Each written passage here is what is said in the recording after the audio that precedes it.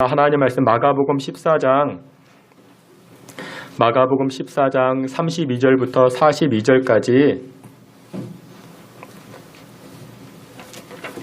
마가복음 14장 32절부터 42절까지입니다. 한 절씩 교독해 봅니다. 마가복음 14장 32절 제가 먼저 봉독해 올립니다. 그들이 겟세마네라 하는 곳에 이름에 예수께서 제자들에게 이르시되 내가 기도할 동안에 너희는 여기 앉아 있으라 하시고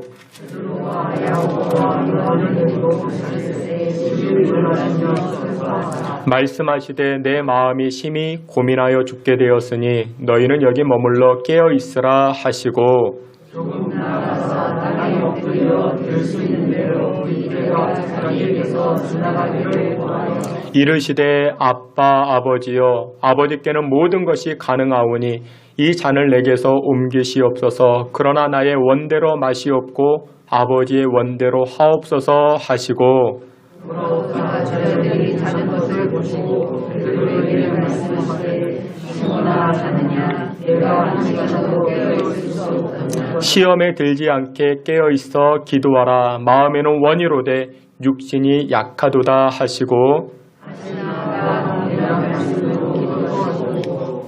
다시 오사 보신즉 그들이 자니 이는 그들의 눈이 심히 피곤함이라. 그들이 예수께 무엇으로 대답할 줄을 알지 못하더라.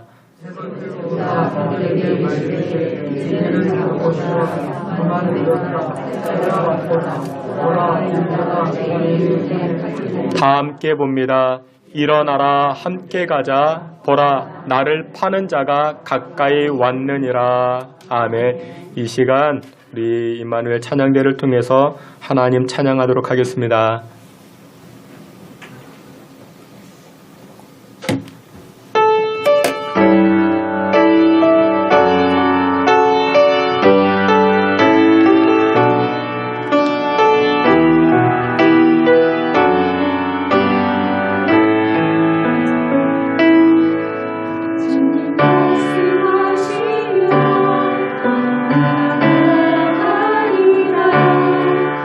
주님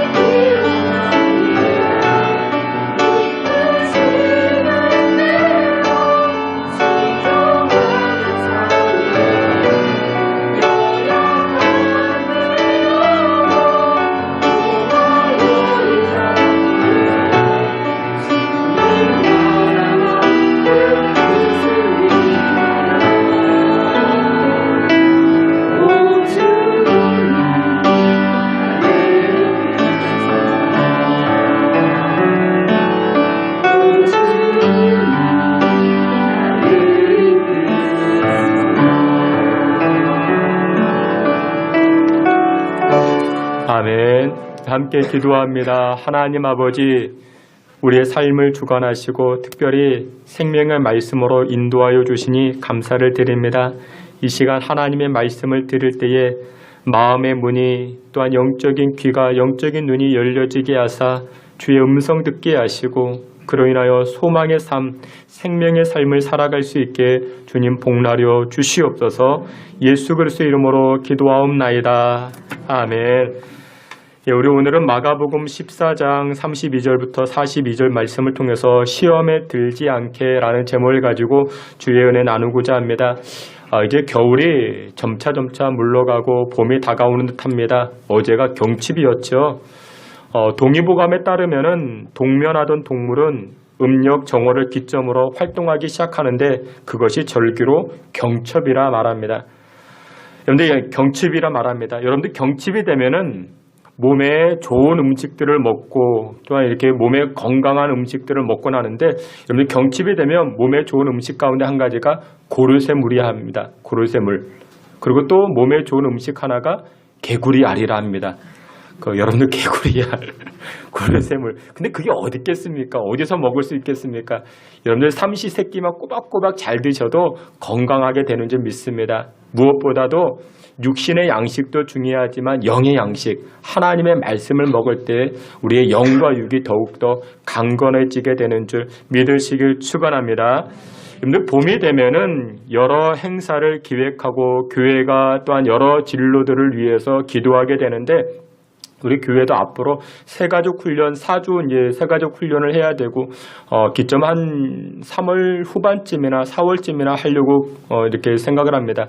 코로나 확산세가 조금 사그러들면은 또 매 주일마다 우리 어머니 기도회를 했는데 그것도 다시금 재개하고, 중보 기도팀도 재개를 하고, 또 우리 지난번에도 우리 계속해서 연습했던 크로마프도 다시금 이제 재개를 하고 시작하고자 합니다.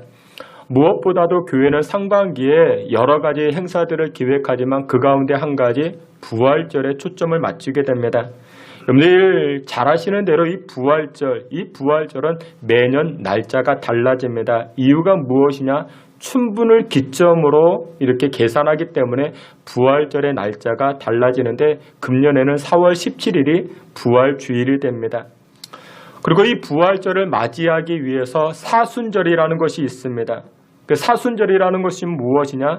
예수님의 십자가를 묵상하면서 자신의 신앙과 자신의 믿음을 돌아보는 그런 절기가 바로 사순절이 됩니다. 이 사순절은 말 그대로 부활절, 이 부활주일 40일 전을 계산합니다. 그때부터가 이제 사순절기가 되는데, 그런데 사순절의 첫 수요일을 제예수요일 그렇게 말합니다. 제예수요일. 그것이 무엇이냐? 죄를 뒤집어 쓰고 예수님의 십자가를 묵상하기 때문에 제예수요일 그렇게 말합니다. 여러분들이 교회 오실 때 명품 옷을 입고 왔습니다. 미장원에 가서 머리를 예쁘게 하고 오셨습니다. 그런데 죄를 뒤집어 쓰면 자랑할 것이 아무것도 없어지죠. 명품 옷을 자랑하겠습니까? 예쁘게 머리했다고 그것을 자랑할 수 있겠습니까? 죄를 뒤집어 썼는데. 그러니까 그 의미는 무엇이냐면 이 사순절 기간에는 나의 자랑할 것은 아무것도 없고 예수님만 묵상하겠습니다. 그것이 바로 제2의 수요일, 이 사순절 기간이 되는 것입니다. 사랑하시는 귀한 성도 여러분들, 매 시간마다 이 사순절과 이 부활절기를 통해서 나의 신앙을 다시금 돌이켜보시고 십자가를 더 깊이 묵상하여 하나님만을 자랑할 수 있는 저와 여러분 되시기를 주의 이름으로 축원합니다. 오늘 본문을 보게 되면은 예수님께서 십자가 지시기 전에 제자들에게 당부의 말씀을 합니다. 야, 제자들아, 내가 앞으로 십자가 져야 되는데 너 조심들 해야 된다. 너희들 깨어 있어야 된다. 그렇지 않으면 분명히 시험에 들게 돼. 그렇지 않으면 분명히 나를 떠나게 돼. 이렇게 예수님이 말씀하시니 그때 제자들이 이렇게 답변을 합니다. 마가복음 14장 31절인데 앞에 있는 말씀 다 함께 봅니다. 베드로가 힘있게 말하되 내가 주와 함께 모든 제자도 이와 같이 말하니라. 아멘. 베드로가 예수님에게 말합니다. 그런데 그냥 말하지 않고 힘있게 강조하면서 말합니다. 아유, 예수님 무슨 섭한 소리를 하십니까? 다른 제자들은 모르지만 저만큼은 예수님 떠나지 않겠습니다. 예수님 부인하지 않겠습니다. 그러니까 베드로가 얼마나 확신에 찬 그런 말을 하는지 모릅니다. 여러분들 제자들, 다른 제자들도 마찬가지로 다 의욕이 대단했습니다. 절대로 예수님 부인하지 않습니다. 예수님 떠나지 아니할 것입니다. 예수님 십자가 지실 때 우리들도 따라갈 것입니다. 이 제자들이 이렇게 이야기했지만 결과적으로 어떻게 됩니까? 베드로뿐만 아니라 다른 제자들도 예수님 십자가 지실 때 예수님을 부인하고 예수님을 저주하고 예수님을 떠나가게 됩니다.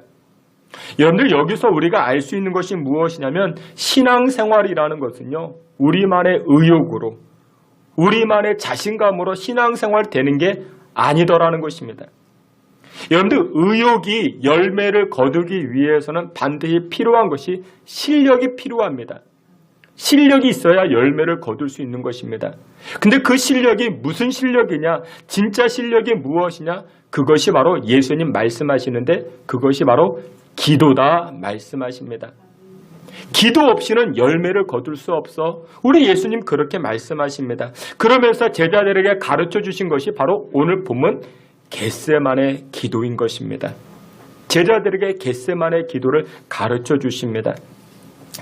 오늘 보면 이 겟세마네 기도를 통해서 우리 예수님께서 저와 여러분들에게 기도의 여러 모양을 말씀해 주시는데 첫 번째로 홀로 기도하는 것이 얼마나 중요한가 우리에게 보여주십니다. 예수님께서 홀로 기도하셨습니다. 제자들과 함께 겟세마네 동산에 올라가셨지만 예수님 이때만큼은 홀로 기도하십니다. 우리 성경 말씀 다 함께 봅니다. 32절 말씀, 앞에 있는 말씀 다 같이 봅니다. 그들이 겟세마네라 하는 곳의 이름에 예수께서 제자들에게 이르시되 내가 기도할 동안에 있으라 하시고 아멘. 내가 기도할 동안에 예수님께서는 제자들과 겟세마네에 함께 올라갔지만 따로 기도하십니다. 이때만큼은 따로 기도하셨습니다. 조용한 곳으로 가십니다. 그리고 홀로 기도하십니다. 밤이 맞도록 오래도록 우리 예수님 기도하십니다. 여러분, 우리도 어떤 중요한 일을 만날 때, 새로운 일을 하고자 할 때 홀로 기도하는 것이 필요합니다. 혼자 기도하는 것이 필요합니다. 우리가 때로는 다 같이 모여 기도할 때도 있죠. 함께 기도할 때도 있죠. 뜨거운 불을 붙이고 우리가 합심하여 기도하여 우리가 얻는 유익도 많이 있습니다. 그런데 여기에는 결정적인 약점 한 가지가 있는데 그것이 무엇이냐? 자기만의 리듬이 아닙니다. 목사님의 리듬을 따라 기도하기도 하고 전도사님의 리듬을 따라 기도하기도 합니다. 여러분들 자기만의 리듬으로 기도하는 것이 필요합니다. 심야 기도의 장점은 함께 기도하여 함께 응답을 누리게 됩니다. 그러나 때로 우리가 인생을 살아갈 때는 홀로 기도해야 할 때가 있는 것입니다. 야곱을 보세요. 야곱이 창세기 32장에 등장합니다. 야곱이라는 이름에서 이스라엘, 그 이름으로 바뀌게 된 계기가 창세기 32장 32절입니다. 우리 말씀, 앞에 있는 말씀 다 같이 봅니다. 그들을 인도하여 시내를 건네며 그 소유도 건네고 야곱은 홀로 남았더니 어떤 사람이 날이 새도록 야곱과 씨름하다가 아멘. 야곱이 홀로 남아서 씨름합니다. 이 씨름을 신학자들은 영적인 기도다 그렇게 말합니다. 여러분들 야곱이 야곱으로 머무르지 아니하고 하나님의 원대한 계획을 이루어갈 수 있었던 비결이 무엇이었는가? 홀로 하나님을 대면합니다. 홀로 하나님 앞에 기도하러 나아갑니다. 이 홀로 기도하게 되자 이 야곱이 야곱으로 머무르지 아니하고 이스라엘, 하나님의 뜻을 이루어가는 거룩한 도구로 쓰임받게 되더라는 것입니다. 여러분들 우리들도 마찬가지입니다. 이 땅을 살아가면서 자기만의 기도, 자기만의 간구, 자기만의 하나님과의 독대하는 시간을 통해서 우리 인생의 문제들을 풀어가야 할 것입니다. 여러분 우리 교회는 항상 문이 열려 있습니다. 주차장도 항상 비워져 있습니다. 언제든지 오셔가지고 여러분들이 하나님 앞에 기도할 수 있습니다. 이것이 우리 교회의 장점입니다. 함께 기도하는 것도 필요합니다. 그러나 홀로 기도하는 것도 필요한 때가 있습니다. 오늘 본문 겟세마네 동산에 오르신 예수님께서 제자들에게 보여주신 기도의 첫 번째 메시지는 홀로 기도의 중요성을 우리에게 보여줍니다. 이번 한 주간 여러분들이 홀로서 하나님을 대면하시고 하나님께 기도하여 더 큰 영광의 도구들로 쓰임받아 나아가는 저와 여러분 되시기를 주의 이름으로 축원합니다. 두 번째, 이 겟세마네 기도를 통해서 우리에게 보여주신 메시지는 겸손케 하는 기도를 우리에게 보여주십니다. 오늘 본문에 보면은 예수님께서 겟세마네 동산으로 기도하러 가셨다. 이때 베드로와 야고보와 요한을 데리고 함께 가셨다 말씀하는데 기도하는 동산 겟세마네라 그렇게 말합니다. 그런데 다른 복음서를 보게 되면은 특별히 누가복음 22장을 보게 되면은 예수님께서 기도하러 가신 산이 감람산이다 그렇게 말씀합니다. 아니 겟세마네 동산에서 기도하셨냐? 아니 감람산에서 기도하셨는가? 서로 다른 그런 이야기를 합니다. 그런데 감람산이라는 것이 무엇이냐면 요즘 말로 이야기하면 올리브산입니다. 올리브산. 여러분들 올리브가 이 감람인데 한자로 말하면 감람나무의 감람나무의 람자를 사용해서 감람 그렇게 이야기합니다. 근데 왜 감람산이라 말했는가? 올리브가 많이 나타났기 때문에 많이 생산됐기 때문에 감람산 그렇게 말했던 것 같습니다. 그런데 이 올리브유는 사람 몸에 참 좋다고 말하죠. 그래서 샐러드를 만들 때에도 이 올리브유를 넣어서 이 샐러드를 만들어 먹기도 하고 치료 목적으로 사용하곤 했습니다. 그런데 우리가 언제 올리브유를 먹은지 아십니까? 얼마 되지 않았습니다. 그러니까 제가 어렸을 때만 해도 올리브 하면 뭐밖에 몰랐어요? 뽀빠이 여자친구. 그것밖에 몰랐습니다. 올리브유를 먹어야 되는지 써야 그거 전혀 몰랐죠. 근데 이 성경 번역이 100년 전에 됐습니다. 올리브를 알았을까요? 몰랐죠. 그냥 비슷한 이 감람산 그렇게 이야기했던 것입니다. 그런데 오늘 본문으로 돌아가 보면은 겟세마네라고 이야기합니다. 겟세마네. 왜 감람산이라 이야기했는가? 왜 또 겟세마네라고 이야기하는가? 이유는 이와 같습니다.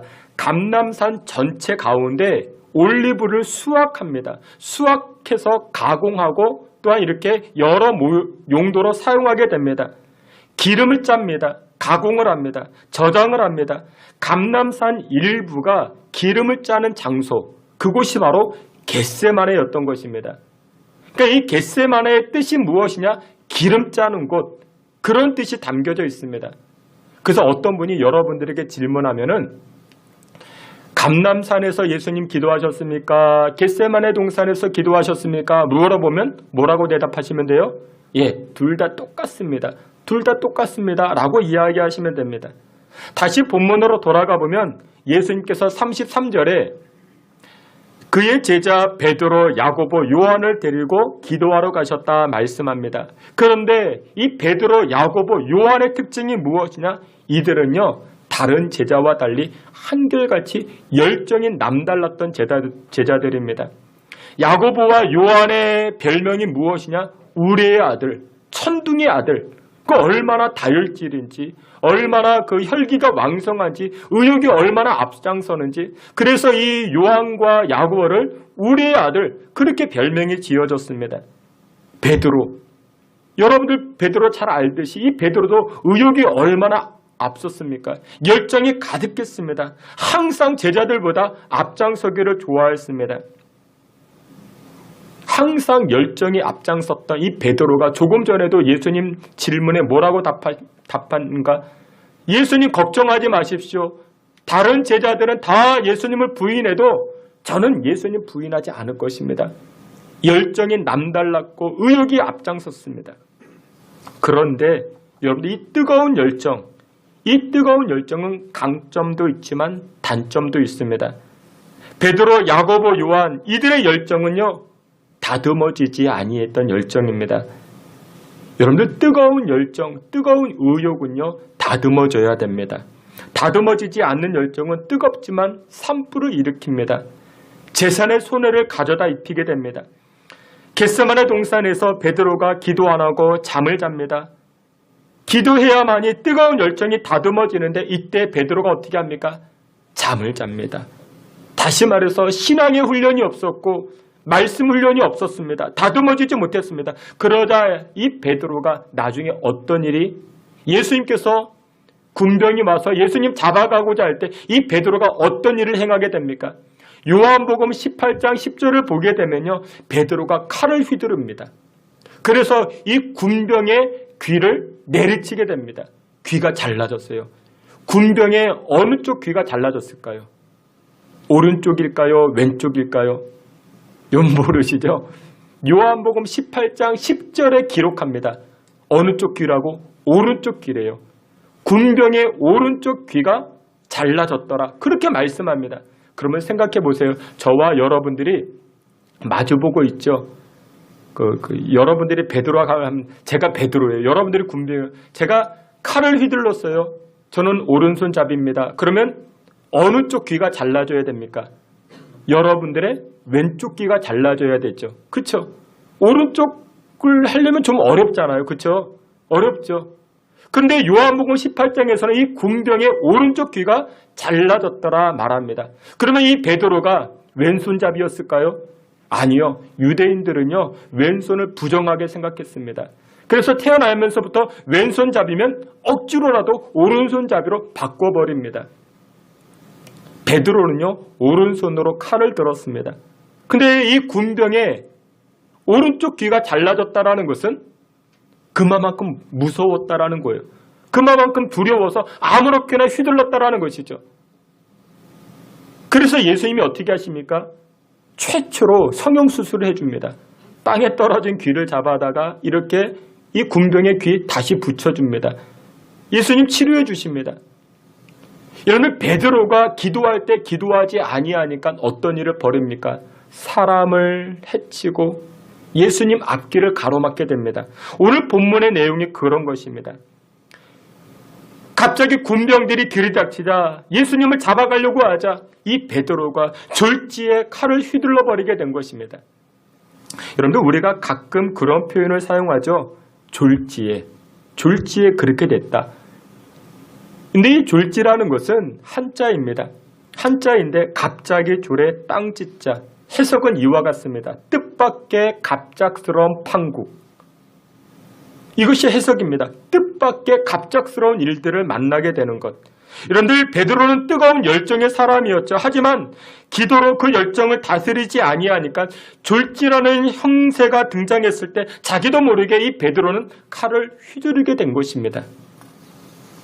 서양 문화권이 기독교 문화권이잖아요. 그래서 그 사람들은 임종을 앞두고, 임종을 했어도 그렇게까지 슬퍼하지 않습니다. 겨울이 지나면 봄이 오죠. 이것을 순리라고 말합니다. 그래서 서양 문화권에 있는 사람들은 죽음을 순리로 받아들입니다. 자기 사명을 다하고 어느 정도 일반적 나이가 되어 세상을 떠나게 되면은 지나치게 슬퍼하지도 않고 그저 물 흘러가듯 이것을 받아들입니다. 근데 동양 문화권은 그렇지 않은 것 같아요. 특별히 우리나라 사람들은 임종을 앞두고 있으면 과도하게 슬퍼합니다. 이유가 무엇이냐? 졸지라고 생각하기 때문에 그렇습니다. 죽음이 뜻밖이다. 갑자기 찾아왔다. 죽으면 어찌하는가? 이렇게 생각을 합니다. 여러분들, 죽음이 다가오는 것은 졸지가 아닙니다. 졸지에 어찌하다 보니까 내가 이 자리에 앉아있네. 졸지에 어찌하다 보니까 내가 이렇게 됐네. 아닙니다. 성경을 통해서 보게 되면 성경의 인물들은요, 졸지라고 생각하지 않았습니다. 모세는 죽음을 받아들일 때 졸지에 죽게 된 아닙니다. 모세는 죽음을 준비했습니다. 아브라함과 요셉을 보세요. 그들도 졸지라고 생각하지 않았습니다. 죽음을 받아들입니다. 죽음을 준비하였습니다. 여러분, 이 모습들은 바로 예수 믿는 저와 여러분들의 모습이 되어야 됩니다.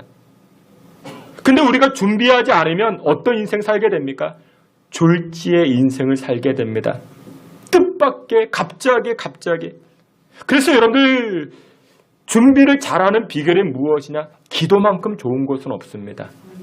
여러분들 기도하셔야 됩니다. 졸지의 죽음을 맞이했다? 여러분들 그게 아니라 여러분들 죽음을 앞두고 계십니까? 준비하셔야 됩니다. 기도로 준비하셔야 됩니다. 그런데 여러분들 다듬어진 뜨거운 열정은요, 맛있는 요리를 만들어내는 화력이 되기도 합니다.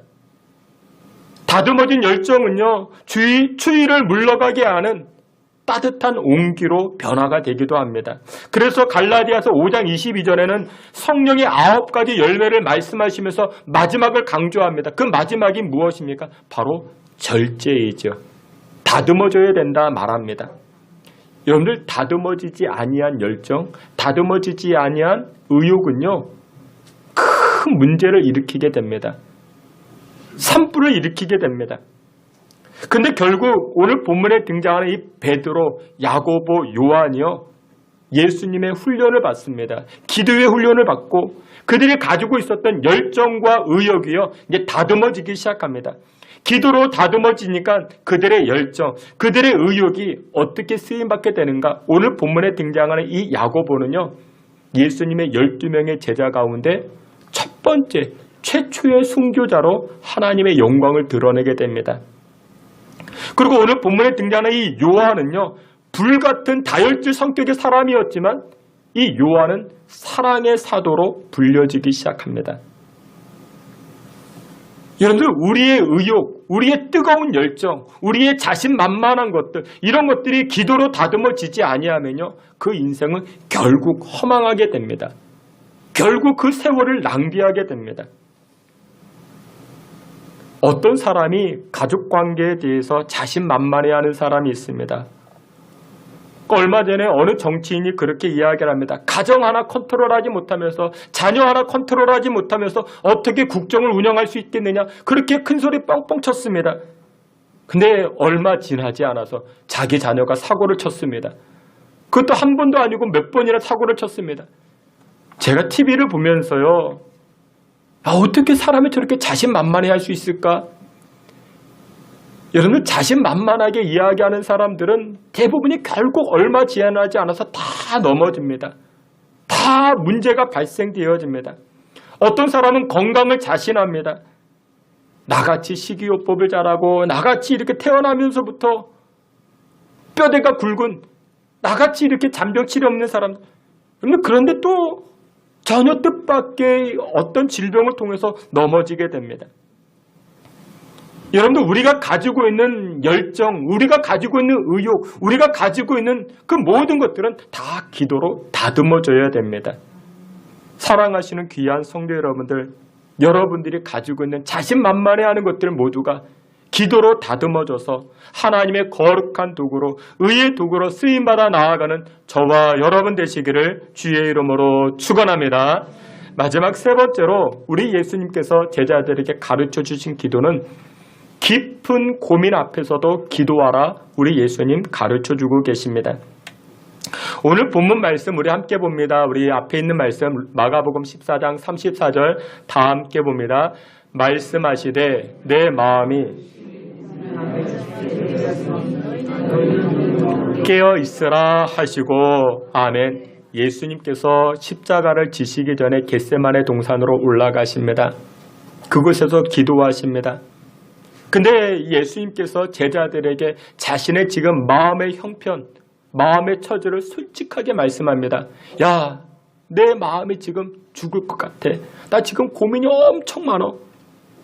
십자가의 고통이 얼마나 큰지, 십자가의 무게가 얼마나 무거운지 예수님 잘 알고 계셔가지고 제자들에게 말합니다. 무엇이라 말합니까? 내가 지금 고민이 많아. 근데 그냥 고민이 아니래요. 무슨 고민이래요? 죽을 것 같은 고민이래요. 죽을 것 같은 고민.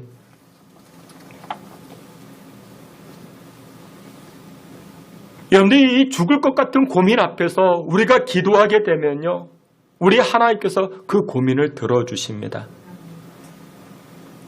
그래서 우리 마음에 무엇이 찾아오는가? 평강이 찾아오는 것입니다. 물론 여러분들, 죽을 것 같은 문제가 해결된 것은 아니었습니다.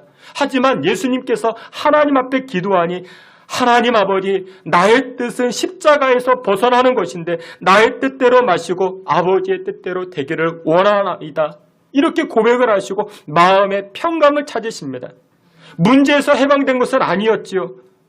그러나 문제 안에서 궁극적인 평화와 기쁨을 우리 예수님 누리기 시작합니다. 그리고 물론 여러분들 문제라고 생각했던 것 문제가 아니었죠. 십자가를 통해서 더 큰 유익을 얻게 되죠. 부활의 영광을 얻게 되고 부활의 기쁨을 누리게 되죠. 여러분 보시면요. 우리 각자마다 우리 인생을 채우는 90% 이상의 것들이 고민거리입니다. 걱정거리입니다. 고민하는 것들이 끊어지지가 않죠. 걱정에 걱정을 낳고 고민이 고민을 낳고 자기만 걱정하는 것이 아니고 자기만 고민하는 것이 아니고 친구들에게 걱정을 나누고 친구들에게 고민을 나누죠. 근데 여러분들 이와 같은 고민의 끈들, 걱정거리의 끈들을 끊어버리는 비결이 무엇이냐? 우리 예수님 말씀하십니다. 기도야. 기도밖에 없어. 우리 예수님도 고민이 있을 때 기도하는 자리로 나아가십니다. 여러분 보세요. 예수님도 고민거리가 있었는데 오늘을 살고 있는 우리에게 고민거리가 없을까요? 걱정거리가 없을까요? 우리도 다 있죠. 여기 앉아 계신 분들 가운데 고민거리 없는 분들 손 들어보세요. 손들 사람 누가 있겠습니까? 다 고민과 걱정이 있죠. 정도의 차이가 있죠. 죽을 정도의 고민이 있는 분도 계시고 가벼운 고민이 있는 분도 계시고 그런데 그 고민거리들을 기도로 풀지 아니하면 아무리 능력 있는 사람이라 할지라도 시간이나 세월을 허송하고 낭비할 수밖에 없다라는 것이죠. 구약에 등장하는 사울 왕이 있었습니다. 이 사울은요 이스라엘의 초대 왕입니다. 여러분들 왕이에요. 얼마나 근사하겠습니까? 권세를 가지고 있고 지위를 가지고 있고 이 사울을 떠받들고 있는 사람들이 주변에 얼마나 많이 있었겠습니까? 그런데 이 사울 왕에게도 고민거리가 있었어요. 그 고민거리가 무엇이었냐면 요즘 우리가 날마다 보는 지지율. 이 지지율이 사울의 고민거리였습니다. 사울이 어느 날 여론조사를 해봤습니다. 그랬더니 여인들이 뭐라고 이야기합니까? 사울은 천천히요, 다윗은 만만이다. 이런 여론조사가 나왔습니다. 여러분들 이 여론조사는 믿을 것이 안 됩니다. 왜냐? 이때 다윗은 사무엘상 18장에 등장하는데 블레셋 장군 골리앗과 싸워서 전쟁에서 승리하고 돌아왔습니다. 그러면 지지율이 올라가요, 내려가요? 올라가겠죠. 그렇죠? 근데 사울이 그걸 보고 왜 내 지지율보다 내 인기보다 이 다윗의 지지율이 올라갔는가? 그것 때문에 전전긍긍합니다. 고민합니다. 그래서 이 고민거리를 이 사울이 해결하기 위해서 누구 찾아갑니까? 신접한 여인, 무당을 찾아갑니다. 얼마나 어리석은지 몰라요. 그리고 사람들의 인기, 사람들의 지지율을 자기 것으로 끌어들이기 위해서 이 사울이 어떻게 합니까? 다윗 죽이려고 평생을 쫓아다닙니다. 그 시간과 세월이 얼마나 아깝습니까? 사울에게 이 고민거리가 있었는데 이 고민거리를 가지고 하나님 앞에 기도했으면 하나님께서 지혜를 주실 것인데 사울이 지금 왕이잖아요. 자신이 할 수 있는 정책, 자신이 할 수 있는 여러 일들이 있는데 그것 하면은 자동적으로 인기가 올라가고 자동적으로 지지율이 올라가는데 근데 기도하지 아니하니까 고민거리가 있을 때 기도하지 아니하니까 어떻게 됩니까? 자신의 인생을 허비해 버립니다. 자신의 세월을 낭비해 버립니다. 여러분들에게도 고민거리가 있습니까? 고민거리 있으세요? 고민을 푸는 방법은요, 고백하시면 돼요. 고백하면 됩니다.